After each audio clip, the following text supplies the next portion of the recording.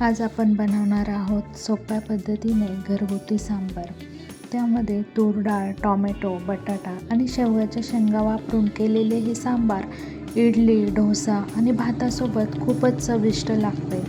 जर व्हिडिओ शेवटपर्यंत बघा आणि जर आवडला तर लाईक करा, शेअर करा आणि चॅनलला सबस्क्राईब करायला विसरू नका.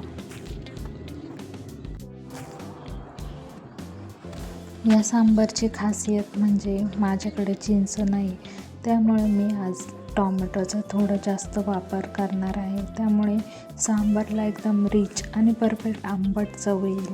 सर्वात आधी मी तूर डाळ, टोमॅटो आणि बटाटा स्वच्छ धुवून कुकरमध्ये टाकला. त्यानंतर त्यामध्ये हळद आणि मीठ घालून डाळ मऊ होईपर्यंत 3-4 शिट्ट्या देऊन शिजवून घेतली. डाळ मऊ शिजली की सांबारची चव अजून छान लागते. आता पातेल्यामध्ये तेल गरम करून जिरे मोहरी घातली.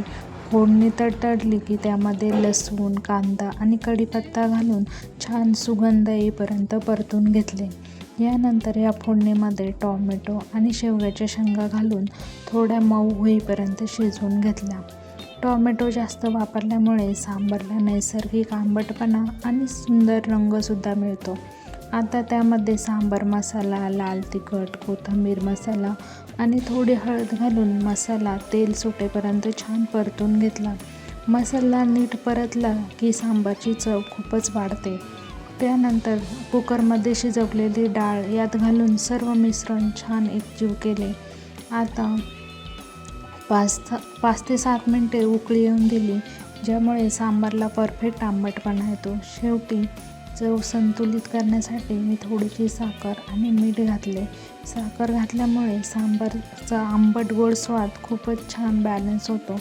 अशा प्रकारे आपलं गरमागरम घरगुती आणि खूपच टेस्टी सांबार तयार आहे. ही सांबार इडली, डोसा किंवा भातासोबत खूपच मस्त लागते.